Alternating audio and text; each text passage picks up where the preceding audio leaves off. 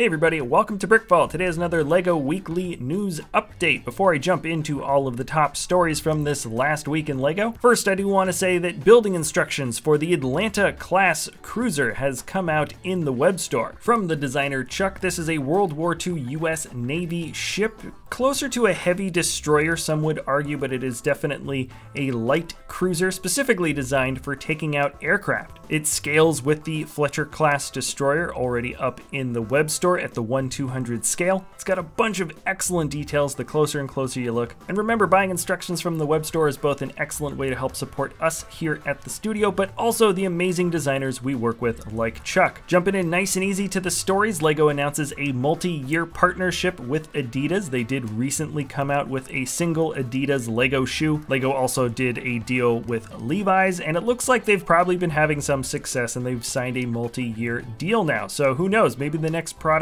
will be clogs in the shape of 2x4s. You guys can have that one for free, LEGO. And then initially reported from Brick Finder, LEGO Harry Potter the Monster Book of Monsters gift with purchase set has been revealed. It's a pretty extensive and pretty cool gift with purchase set, and the price threshold to qualify for this gift with purchase is so high that to get the Monster Book of Monsters, you will basically need to get the Diagon Alley set. No word yet on availability in the United States. It also comes with the Draco Malfoy minifigure. It's got a motion function where it opens and closes the mouth, which is pretty sweet. And then this week, 3 different Minecraft sets were also revealed. A couple from Brickset, or originally found at the Dutch toy store Planet Happy. This one here is the Bee Farm set number 21165. The bee builds and prints for their faces are pretty excellent. You also get a bee minifigure, a villager, which is definitely a nice fig to get in such a small set. And then the Abandoned Mine, set number 21166. This really does look like a throwback to a much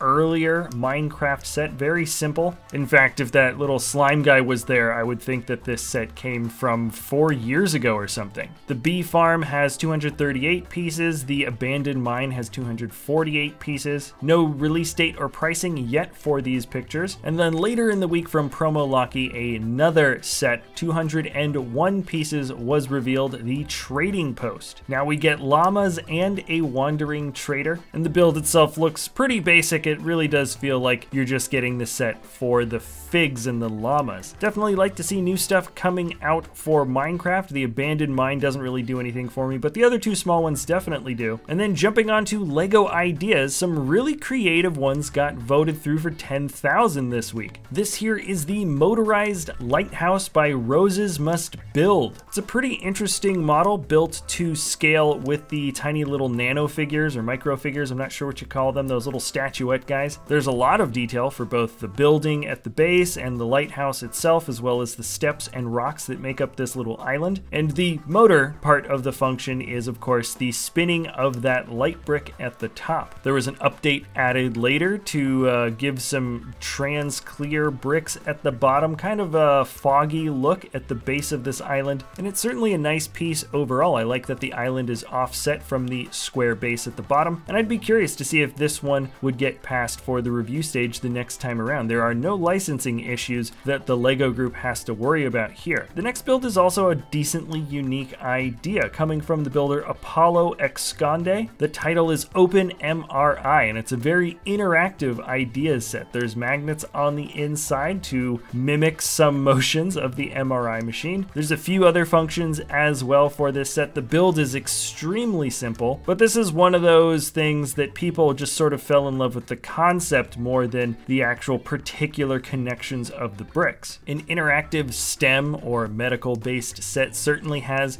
some attractive points to it just for its concept alone. And if one of the designers at the Ideas team gets inspired, this could be something that could get refined quite well if they decided to go with it. Congrats to both of the designers for getting those 10,000 votes of support. A couple of designer videos were dropped this last week if you guys wanted to see them. One for the 1989 Batwing and also the MINDSTORMS robot Inventor, which I like that video quite a lot. In more news, the LEGO Group appoints Atul Bhardwaj as Chief Digital and Technology Officer. He's going to be responsible for the group's digital and technology teams and will oversee its continued digital transformation to support long-term growth. According to the official announcement. I'll be curious to see what types of innovations they come up with in the years to come. And there's also a couple other articles that I've linked in the description of this video that I simply just didn't have time to talk about. Some interesting one from BrickVault in particular about understanding LEGO part numbers. Remember, top 10 mocks of the week episode is going to be Monday. There's already some really interesting builds that I am excited to talk about for you. Remember to check out the web store if you have not yet already. If you enjoy our content, you can always like or subscribe, share the video, do whatever it is that you want to do. Thank you so much for sticking around to the end, and we'll see you next time